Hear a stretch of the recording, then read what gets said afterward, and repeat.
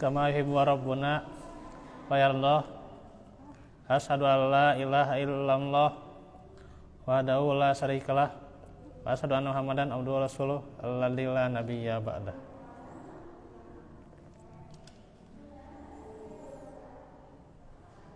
Kalau lepas aja sekarang ya. Nah. Alhamdulillah, ikhwatu fillah. Di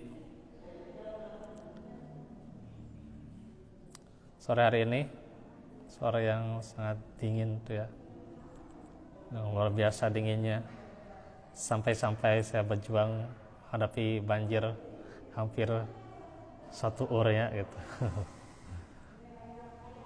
Ya kendaraan kalau melewat mungkin bisa jadi mogok tuh ya. Alhamdulillah Allah mudahkan, walaupun perjalanannya jadi lama ya, 45 menit ya, karena menghadapi banjir itu ya. Kita bisa, yang penting lanjut majelis kita.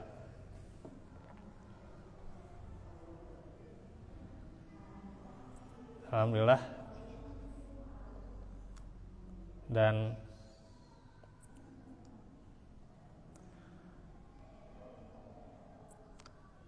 saya insya Allah untuk dari tim kami ya, hanya saja belum bisa sekarang karena saya waktu kemarin benar-benar ya, karena mungkin kedinginan atau Allah alam, jadi terkena juga sakit gigi itu ya, sehingga belum sempat menghubungi tukang mebel ya. Tapi insya Allah moga-moga dalam waktu dekat bisa ya.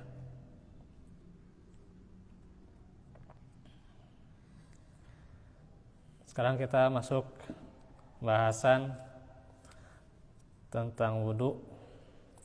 Kemarin sudah tentang niat, kemudian baca basmalah dan membasuh wajah.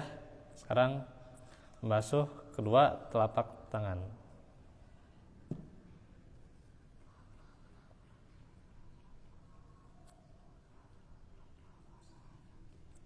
Masih hafal ayatnya ya? Idza qumtum ila sholati faghsilu wujuhakum wa aydiyakum ilal marafiq ya. Membasuh kedua tangan sampai siku ya.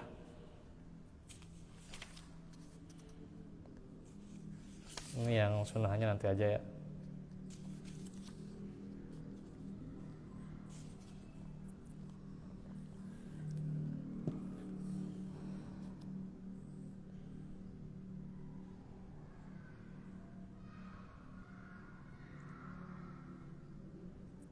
Kalau di buku ini agak kebalik nih ya. Ilal marofiki ila apa? Al marofiki ila wa aidiakum. Kebalik ini ya. Harusnya wa aidiakum ilal marofiki ya. Tahu mungkin yang ngetiknya ya. Ya biasalah. Dan tanganmu sampai dengan siku ya. Surah Al-Maidah sampai 1 ayat ya, cuman 6 aja ya.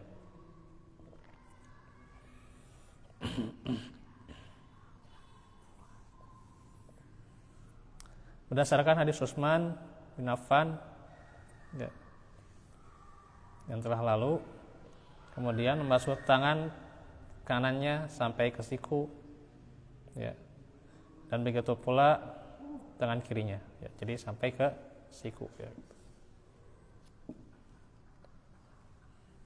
Jadi ini tangan dibasuh tuh ya. Tuh. Jangan lupa ini ya, si ruas-ruasnya sampai ke siku. Tuh. Siku sini ya. Tuh. Tuh, siku ini ya. Tuh. Ini siku. Kanan dulu kemudian kiri ya.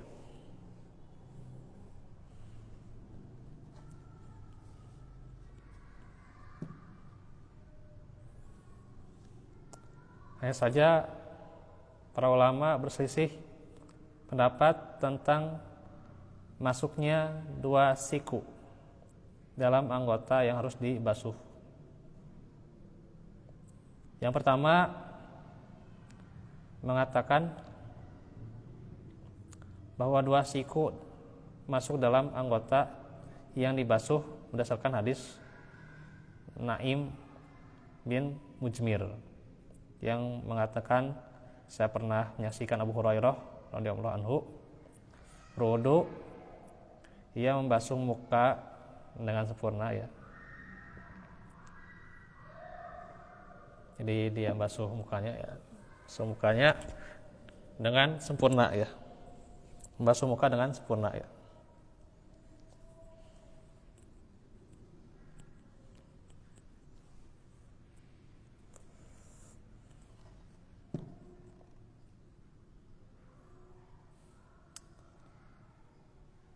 Kemudian membasuh tangan kanannya hingga mengenai lengan, begitu pula tangan kirinya.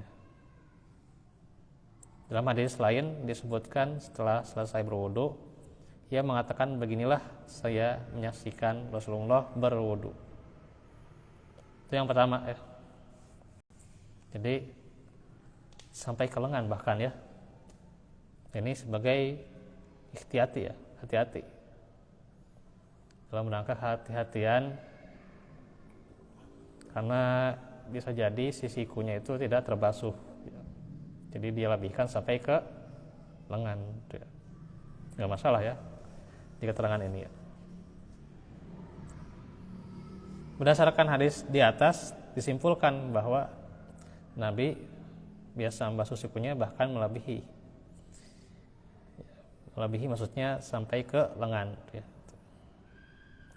Sedangkan Jabir radhiyallahu anhu menuturkan bahwa Rasulullah sallallahu alaihi wasallam kalau berwudu meratakan air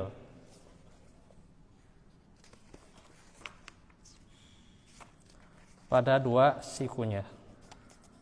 Kata meratakan menunjukkan bahwa membasuhnya dari awal siku ya hingga bagian akhir.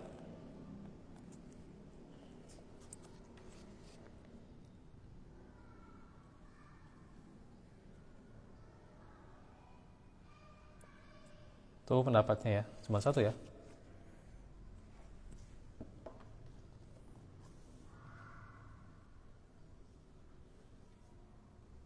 Itu.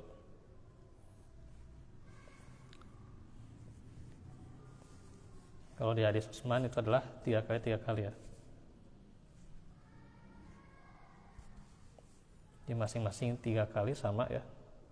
Yang kanan maupun yang kiri ya.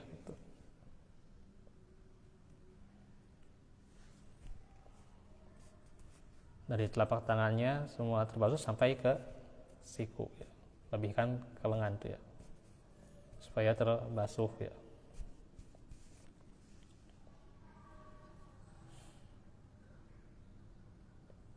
Nah itu keduanya juga sama demikian.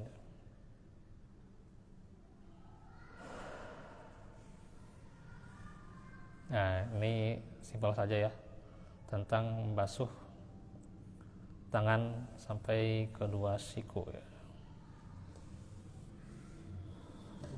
Ya, jadi ada yang sekali, ada yang 2 kali, ada yang 3 kali ya. Kalau hadis Utsman 3 kali, tapi Allah alam saya baca ya di hadis Aisyah kalau nggak salah itu ya, Allah anha, ada yang 1 kali, ada yang 2 kali ya.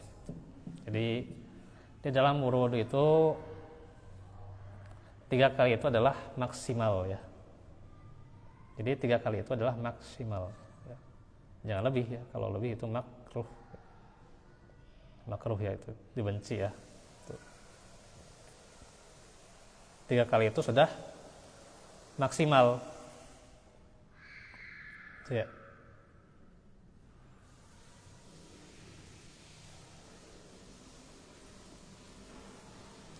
Karena lafadznya itu ada yang marrotan, ada yang marrotain ya. Ada yang salasa marrotin ya. Jadi lafaznya ada yang marrotan, marrotain, ada yang salasa, marrotin ya. Sekali, dua kali, tiga kali ya. Itu ya.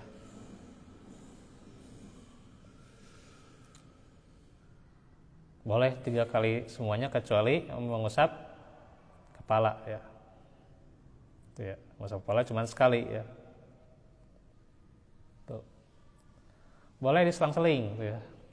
Basuh wajah misalnya kita 3 kali, kemudian tangan sampai siku 2 kali nggak apa-apa.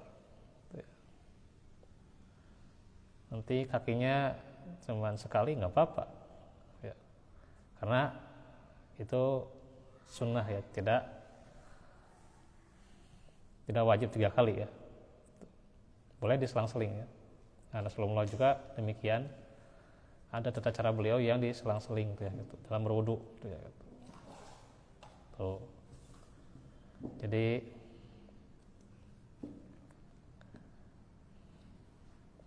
urusan sunnah itu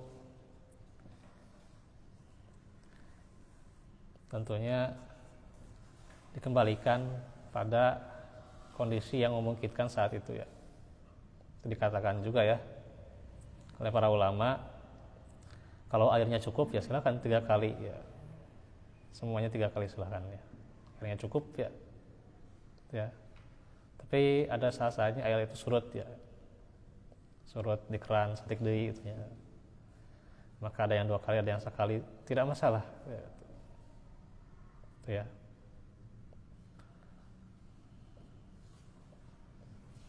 Itu.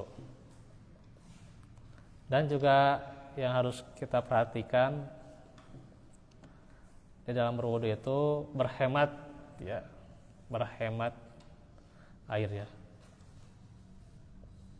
Walaupun sejatinya air ngocor ya pasti harus digunakan ya, jelas.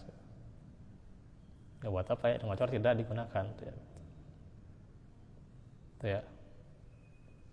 Ya karena tapi dalam beberapa kasus itu ya,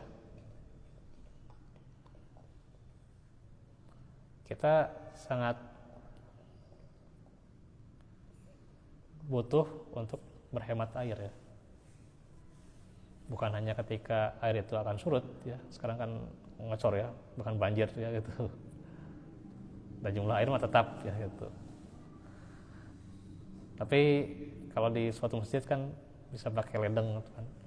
Itu kan kadang ledengnya nggak nyala atau habis airnya ya, itu kan belum yang lain nunggu kan. Kamu urang kali banyak kan gitu. Di saya itu kan urang kali naser gitu nya. Kalau atas atik gitu. Kamaran tapi pemuda dengan urang gitu nya. Kalau atas atik gitu. Urang kali naser gitu.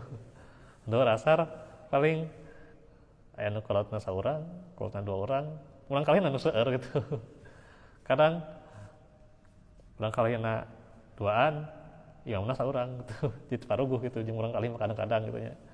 Gitu. Jeung urang kalina ngobrol ka mana ka itu nya. Gitu. Nah, yang jadi persoalan ketika kita berwudu, yang lain menunggu. Nah, ini kan sedangkan seseorang sebagus mungkin ya, sesempurna mungkin wudu ya bisa, cuman kan melihat yang lain, kebutuhan yang lain ya, kita harus diperhatikan ya gitu. Sempurnanya emang isbagul wudu ya gitu ya, itu isbagul wudu. Tapi di dalam hal-hal tertentu boleh jadi ya hal itu tidak menjadi utama malah gitu. Justru orang lain yang menunggu, yang membutuhkan untuk air wudu ya itu lebih diutamakan ya gitu. Jangan kita egois lah gitu, mentang-mentang butuh air wudu ya gitu. Karena kan yang lebih baik di mana wudu itu? Di rumah. Di rumah dalam yang terbaik itu dalam hadis itu wudu dulu di rumah.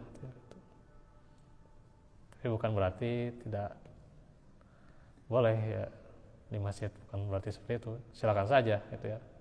Ya saja ada maslahat ketika kita wudu dulu dari rumah ya gitu. Kalau bagi orang yang jauh dia ke masjidnya itu nggak masalah ya, dia wudu di tempat wudu di masjid gitu. Tapi kalau dekat, wudu dulu di rumah aja gitu ya. Wudu dulu di rumah ya. Itu dalam hadis itu ada ya, keterangannya seperti itu ya gitu. Jadi yang paling bagus itu wudu dulu di rumah ya. Kecuali kalau misalnya airnya kotor, airnya tidak bisa digunakan, panas dan sebagainya, keruh gitu ya, ya boleh dia di masjid ya, gitu. Dia di masjid ya. Jadi sunnahnya di rumah. Kalau tempat wudhu di masjid ya silakan saja, itu boleh-boleh saja gitu ya. Ada lagi pertanyaan tentang wudhu? Tentang wudhu ya lah gitu.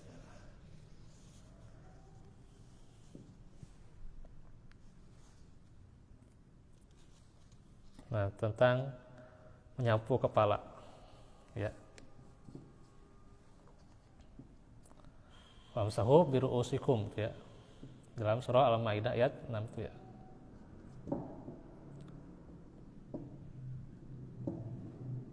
Nah, kebanyakan orang dalam menyapu kepala menganggap cukup cuman menyapu sebagian saja ya. Beberapa helai rambut dengan berdalilkan bahwa huruf ba ya, bi ya kan, ada huruf, ada kata bi ya gitu pada ayat tersebut untuk menunjukkan arti sebagian. Jadi si bi-nya itu menunjukkan arti sebagian ya. Dengan demikian tidak wajib menyapu seluruh bagian kepala. Ini ada dalam beberapa mazhab ya, seperti Abu Hanifah dan Syafi'i ya. Dalam menafsirkan ayat ini, Asy-Syafi'i rahimahullah mengatakan sesungguhnya orang yang menyapu hanya sebagian saja sudah termasuk menyapu kepala. Hanya sebagian saja sudah termasuk ya. Jadi ngansek ya katanya. Ya. Nah, setelah ya dia ada rambut ya, sini ada rambut ya, tangan kia gitu ya. Gitu. Nah, tar dulu. Ini saya terangkan dulu ya. Nah itu ya, itu kata pendapat Asy-Syafi'i ya, gitu. Tuh. Hanya saja di sini dikatakan ayat ini tidak mengandung selain arti seperti ini. Dan sunnah pun menunjukkan bahwa seseorang dalam berwudu tidak wajib menyapu seluruh bagian kepala. Bila mana sunnah menunjukkan demikian, maka makna ayat ini adalah bahwa orang yang menyapu sedikit bagian dari kepala sudah sah. Tuh, dalam ya, kitab Al-Um. Ya, bisa dibaca kitab Al-Um ya.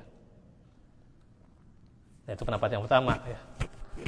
Pendapat yang kedua ini yang dipilih oleh penulis ya, bahwa ayat ini ditafsirkan oleh perbuatan Nabi ya, amaliyah Nabi, sebab beliau adalah sebagai penjelas dan pengikat ayat. Nah, beliau itu kedudukannya diantaranya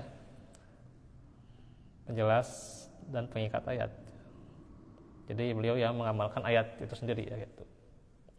Bila kita kumpulkan hadis-hadis, bisa disimpulkan bahwa Nabi dalam menyapu kepala memiliki 3 cara ya. Pertama, menyapu seluruh bagian kepala. Nah, jadi seluruhnya itu, tuh. Seluruhnya tuh. Tuh ya. Nah, kita belum sampai ke 2 telinga ya. Nanti kalau sudah masuk ke 2 telinga berarti digabung tuh ya, ke 2 telinga tuh ya. Jadi tidak dipisah tuh ya. Nah, itu ya. Dan yang ngerekam kudu pakai ya headsetnya. Terlalu ya. Nah, itu ya.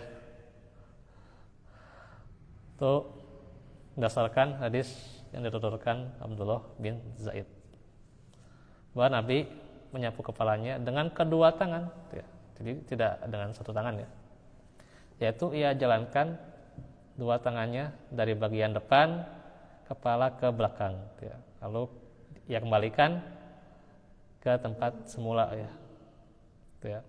Hadis lainnya yang dijadikan dasar ialah riwayat Robi binti Muawwad radhiyallahu anhu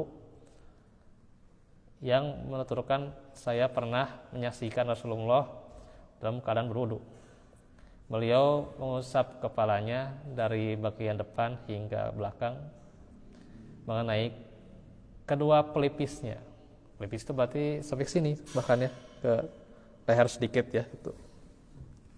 Dan telinganya satu kali. Nah kan jadi digabung tuh ya. Gabung sini ke depan lagi tuh ya, kemudian ke telinga tuh ya gitu. Tuh. Nah itu yang bagian kepala. Kemudian ada kondisi juga ketika memakai sorban. Ya. Sorban itu dipakai di mana?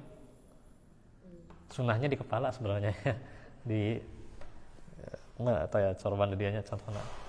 Jadi bagian kepala kalau sorban itu ya, tidak bagian bahu ya. Jadi di kita bagian bahu ya nggak apa-apa, itu mah ada adat lah gitu, masalah itu namanya. Tidak melanggar. Tapi bukan berarti adat didahulukan ya, bukan. Tapi yang benar-benar itu sebenarnya di kepala ya, yang namanya sorban itu. Nah, bagaimana kalau menyapu bagian atas sorban? Berdasarkan hadis riwayat Amr bin Umayyah, ia berkata, saya pernah menyaksikan Rasulullah mengusap bagian atas sorbannya dan kedua sepatunya. Jadi kalau pakai sorban cuman atasnya saja ya, yang dibasuh, yang diusap ya, yang diusap. Dan kalau sepatu khuf cuman atasnya saja ya gitu. Ada juga yang ketiga, menyapu bagian ubun-ubun dan sorban, yaitu berdasarkan hadis yang disampaikan oleh Mughirah bin Syu'bah bahwa Nabi berwudu lalu mengusap bagian ubun-ubunnya dan di atas sorbannya. Jadi ubun-ubun dulu kemudian di atas sorbannya, serta kedua sepatunya. Itu kalau pakai sepatu ya, dalam perjalanan dalam kondisi tertentu ya, sepatu khuf ya. Nah itu lagi ya. Inilah perbuatan dan petunjuk Nabi, dan perbuatannya itu merupakan penjelas yang terang bagi ayat. Ibnu Qudamah berkata, anggapan bahwa fungsi huruf ba ya, birusikum, adalah untuk menunjukkan arti sebagian tidaklah benar. Jadi kata Ibnu Qudamah, caranya bukan begini saja ya, bukan begini saja gitu ya, 3 kali gitu ya. Kiwai gitu ya. Segaya itu mah. Gitu. Jadi bukan begitu saja caranya ya. Ahli bahasa Imam Subawai bahkan nih mengomentari ya, telah mengingkarinya di 15 dalam bukunya tuh, 15 bahkan ya, mengingkari hal itu ya. Sementara kata Syekhul Islam Ibnu Taimiyah berkata, barang siapa yang mengira bahwa orang yang mengatakan cukup mengusap sebagian saja berdasarkan dalil bahwa huruf ba menunjukkan arti sebagian adalah salah menurut para imam. Ditinjau dari segi bahasa dan dalil Al-Quran itu sendiri, yang benar huruf ba berfungsi sebagai penghubung saja ya, huruf ba kata sambung gitu ya. Huruf ba itu kan al-harfunya gitu ya. Kalau bahasa Arab kan al-harfu. Al-harfu itu apa? Kata sambung tuh ya gitu. Ia tidak digunakan kecuali untuk menunjukkan arti tertentu ya. Bisa dibaca di keterangan Ibnu Taimiyah dalam Al-Fatawa Al-Kubra. Ia juga berkata, apa yang dilakukan sebagian orang, mengusap sebagian kepala bahkan satu helai saja ya, sebanyak 3 kali adalah salah dan menyalahi sunnah yang telah disepakati. Kalau kata Ibnu Qayyim, tidak ada satu hadis pun yang sahih dari Rasulullah yang menjelaskan cukup mengusap bagian kepala, akan tetapi beliau hanya mengusap ubun-ubunnya adalah apabila sedang mengenakan sorban. Dan Ibnu Hazm berkata, para ulama sepakat ya, bahwa orang yang mengusap seluruh kepalanya dengan cara menjalankan kedua tangannya dari bagian depan ke belakang ya, lalu mengembalikannya ke tempat semula adalah telah melaksanakan sesuai perintah ya gitu. Jadi menurut jumhur itu adalah seluruhnya, bukan sebagian ya gitu. Itu ya. Nah itu.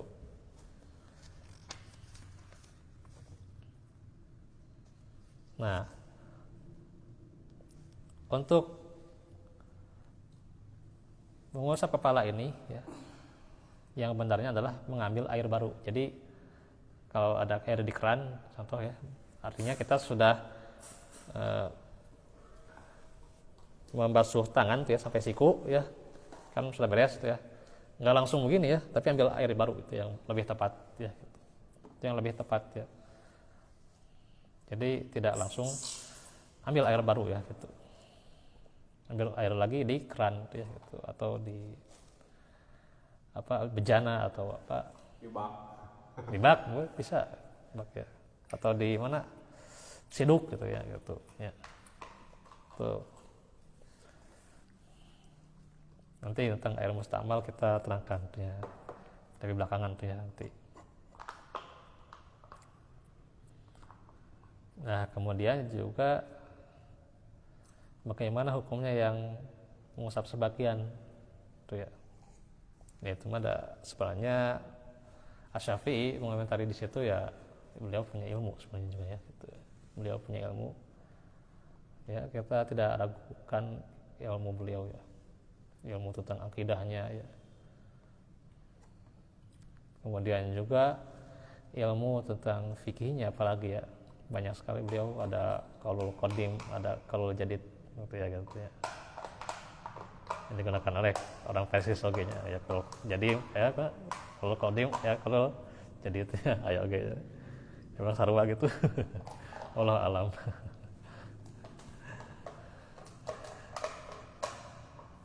Ya, ini mah saya menjelaskan saja ya gitu. Hanya saja di sini bagaimana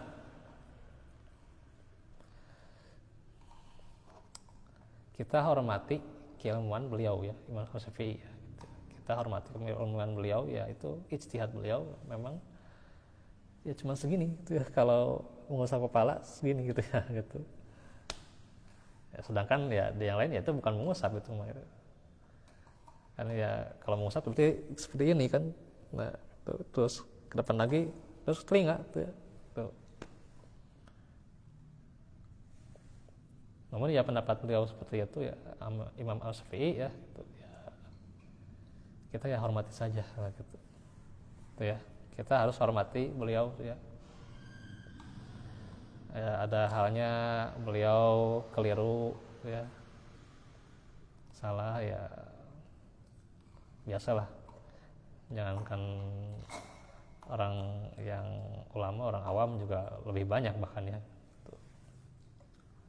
Ya walaupun ya ulama kalau sengaja ya, sengaja tersesat ya ulama su ya, ya ulama su, ulama yang sengaja tersesat ya, ya itu lebih berbahaya.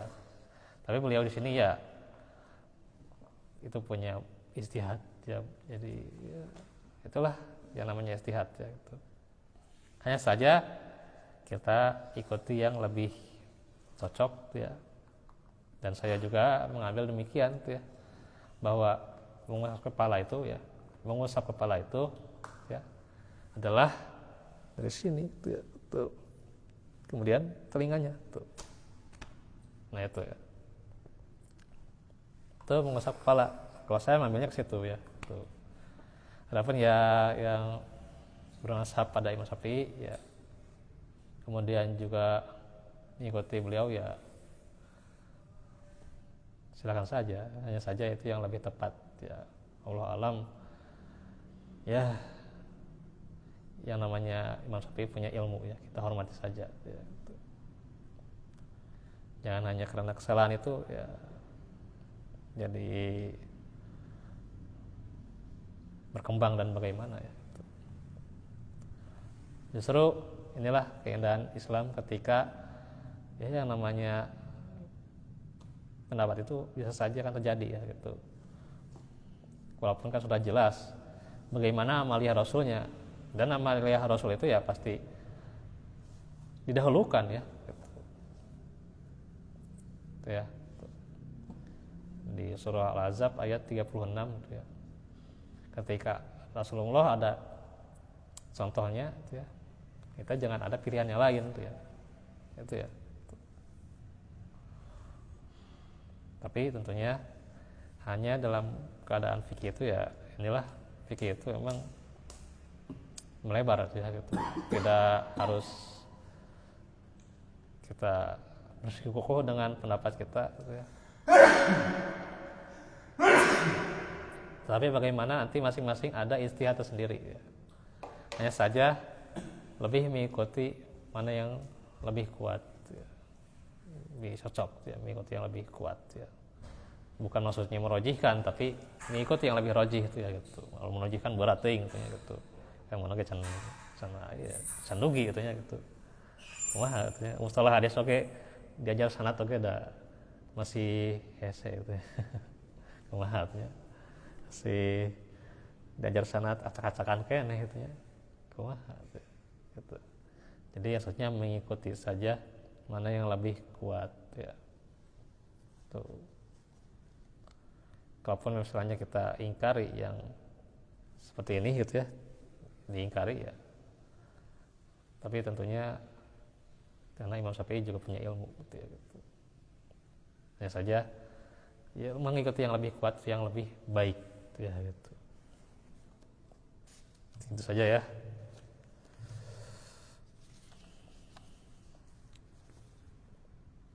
Nah itu tentang mengusap kepala ya.